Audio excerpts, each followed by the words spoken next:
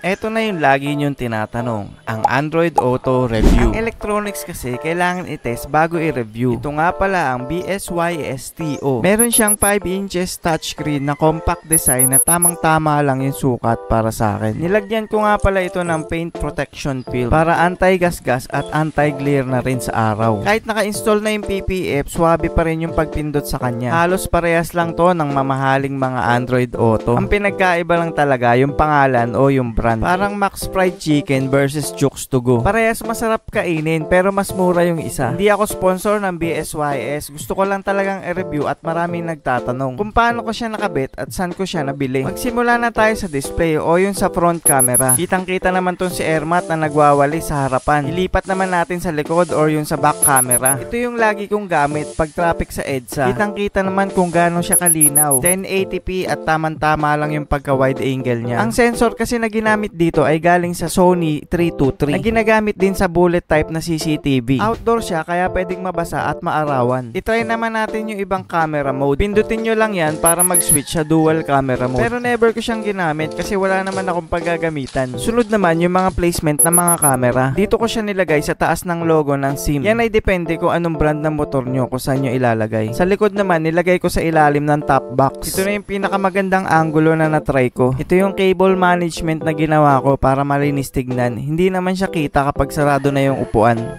Ito yung sample video na extracted galing sa cellphone. Hindi ko pa natatry yung SD card kunin para i-transfer sa PC. Kaya na humusga kung malinaw siya. Pero sa akin malinaw siya pag nakikita mo sa cellphone. Ito naman yung sample pag galing sa Vidyo app. Ito yung app na kailangan mo i-download para ma-review mo yung mga videos.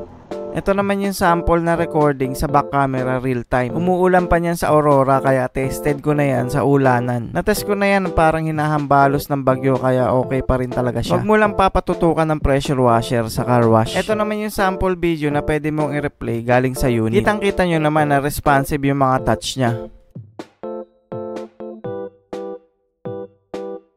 Pwede ka rin dito mag-snapshot or kumuha ng picture kung may nakikita kang kakaiba. Katulad nito na yung headlight niya ay nasa likod. Nakakasilaw talaga. Sa sobrang liwanag, hindi nakita yung plate number niya. Pasikat ka, boy!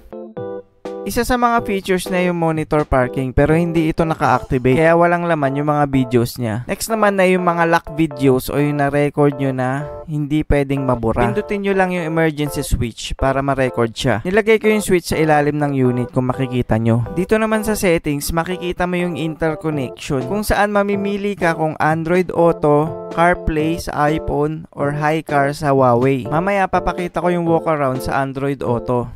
Ito naman tire pressure ay hindi ko ginagamit kasi hindi ko inabil sa package. Pwede ko naman tignan physically or hawakan yung gulong kung malambot na ito. Sa speed unit naman, pwede ka mamili kung kilometers per hour or miles per hour. Sa screensaver naman, laging naka-off yung settings ko dito para hindi namamatay. 15 watts lang yung konsumo ng unit na ito kaya hindi takaw sa baterya. Pwede ka rin magpatugtog sa unit kasi may speaker siya sa loob. Pero sobrang hina kaya hindi ko rin ginagamit ito. Minsan ginagamit ko siya sa Google Maps para may konting guide. Sa language naman, syempre universal ay English nang ginagamit natin. Ang next naman ay napaka-useful sa akin, ito ang oras. Si Sim Husky kasi lagi naka-military time, hindi naman ako sanay doon. Masanay tayo sa AM at PM, di ba? Sa Bluetooth naman, meron siyang dual connection. Once na nakakonect sa phone mo, pwede mo siyang i-connect sa intercom. Pwede mo rin siyang i-connect sa Bluetooth speaker or AirPods.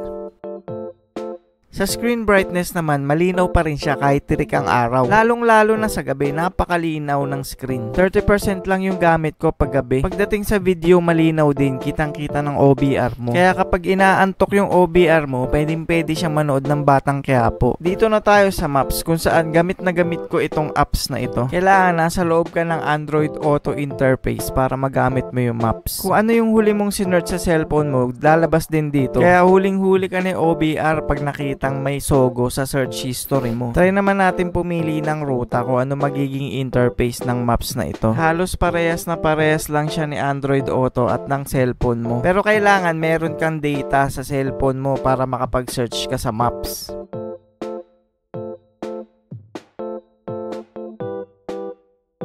Kung gusto mong lumabas sa home screen, i-click mo lang yung lower left. At pwede ka nang mamili ng mga apps na gusto mong i-open. Once na pinindot mo yung maps, papasok na siya sa full screen. At dito, tatry na natin pumili ng ruta. At kung saan gusto kong pumunta next ay sa Panoypoy, Bataan. Medyo malayo-layo din pala pumunta sa Panoypoy. Makikita nyo na halos parehas lang ng interface sa cellphone. Ang kaibahan lang niya ay naka-landscape siya. Ito naman yung actual driving test na naka-open yung maps. Kitang-kita pa rin at napakalinaw.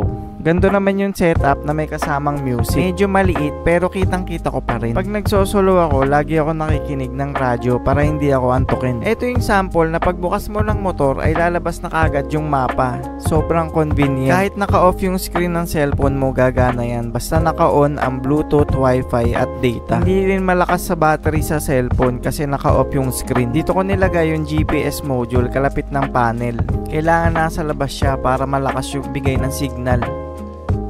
Sinabi ko kanina na 15 watts lang yung konsumo ng unit. Kaya ang steady voltage niya habang idle ay 12.9. O diba, hindi malakas sa baterya. At sa unahan ng video, nabasa nyo naman yung disclaimer, diba? Pag nakita kayo ng MMDA na nanonood kayo, talagang ticket kayo. 5,000 ang penalty sa unang ticket. Ininstall ko talaga to para sa OBR ko, para pwede siyang manood. Sa haba ng mga binabiyahe namin, 6 hours, 9 hours, or 12 hours, talaga nga antukin ka. Ito ang lagi kong pinapakinggan pag huli ka na sa balita, ang TV Patrol. Inuulit ko, pinapakinggan na, hindi pinapanood. Ganyan siya kalinaw at meron din siyang search bar, kaya pwede kang mag-search. Try nating i-search yung Marilaki, kung saan may nag-trending na nag-Superman. Ganito yung actual loading niya, hindi to naka-pass forward. Yung iba kasing video, pinapass forward para magmukhang mabilis. Dapat may maganda ka ring data para maganda yung connection mo. Kahit may naka-install na PPF, maganda pa rin yung pag-touch niya. At may lumabas pa nga na ads na unskippable. Try nating i-full screen para mas maganda yung viewing. O diba, Miyuko Solban, libreng ads. Kung gusto nyong ma-install tong apps na to, i-message nyo lang ako. Kasi walang YouTube sa Android Auto. Or pwede nyo naman i-search yung CarStream na app. Bawal kasi sa Android Auto yung pwede kang manood ng mga apps. Ito yung sample sa gabi na nanonood yung OBR ko habang ako nakikinig lang. Take note ha, nakikinig lang. Nakakonect nga pala yung audio output nito sa intercom namin parehas. Gamit nga pala namin yung Gmax na intercom kaya meron itong music sharing na feature. Ginagamit ko din yung isang app na ininstall ko na offline music player. AIMP yung pangalan ng app na ito at napakaganda. Pwede kang makinig ng offline music na nasa cellphone mo. Isang buong album ng Linkin Park, solved na ako. Limited lang yung mga apps na pwedeng lumabas sa Android Auto. Pwede kang makinig sa Spotify, Tuner, ito yung radyo kanina, AIMP yung offline music, at yung YouTube Music. Bawal isample yung music na napapakinggan ko at baka makopyright tayo. Nakikinig ako dito ng December Avenue habang papunta sa Windmill.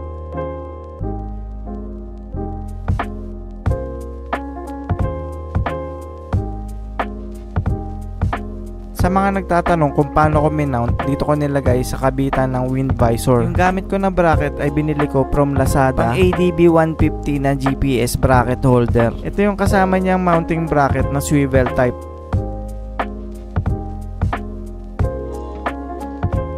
Ako lang mismo nag-wiring yan kasi sobrang dali lang. Kahit ikaw pwede mong i-DIY yan basta kaya mong buksan yung harap. At ito yung extension na dinagdag ko sa bracket kasi bitin. Wala pa kasing accessories na bracket lang for SIM Husky. Kaya nag-DIY na lang muna ako. Hindi siya mukhang perfect pero nagagamit ko siya na maayos. Matibay pa rin kahit sa mga lubak-lubak na daanan. Nag-cable tie na lang ako dito para hindi sabog-sabog yung wires. Yung pinaka-unit dinikit ko lang sa hood ng panel. Ginamitan ko ng 3M para matibay yung pagkakadikit. Hindi siya halata unless kung sisilipin mo talaga. Temporary mounting lang to hanggang may lumabas na bracket sa market. Saya naman ako sa setup ko kasi mukha talagang compact siya tignan. Ganito yung itsura ng connection niya. May color coding ito kaya hindi ka malilito sa pag-install. Dalawang green sa front and back camera, color black sa emergency record controller. Ito yung pipindutin mo pag may nangyari sa kalagitnaan ng biyahe. Positive, negative, and accessories wire. Positive sa baterya, negative sa body ng motor. At yung accessories wire, tinap ko sa may fuse para kapag on ng motor ay mag-on si Android Auto. And lastly, ang GPS module. Mahahaba yung mga wire niyan kaya hindi ka mabibitin sa pag-install. Ito nga pala yung mga inclusions sa package. Ang mga ginamit ko lang dito ay yung hose bracket, sunshade, adapter, screw, at test line. Yung test line, USB yan para ma-check mo kung gumagana yung unit. Pwede mo isaksak sa cellphone adapter charger. At yung dulong wire ay sa unit na. Ito yung mga kasama na nabili ko sa package. Wala lang yung TPMS o yung tire pressure monitoring system. 3 months ko na nga palang ginagamit itong BSYS na ito. At sobrang sulit kasi mura ko lang to nabili sa Lazada. Hinintay ko talaga yung 11/11 sale para merong mas malaking voucher. Itadrop ko na lang yung link sa baba para makita nyo yung presyo. Para sa akin sobrang sulit na ito, unlike sa iba na sobrang mahal. Parehas lang naman ang function at ng purpose. Sobrang durable din niya kasi natest ko na sa ulanan. At hindi rin siya mananakaw sa parking kasi napaka-imposible. Kailangan niyang putulin yung mga wire bago niya makuha yung unit. Kaya hindi niya rin ito magagamit. Kung nakaabot ka dito sa dulo, maraming salamat sa iyo. At kita-kits sa susunod na SimHusky Adventure.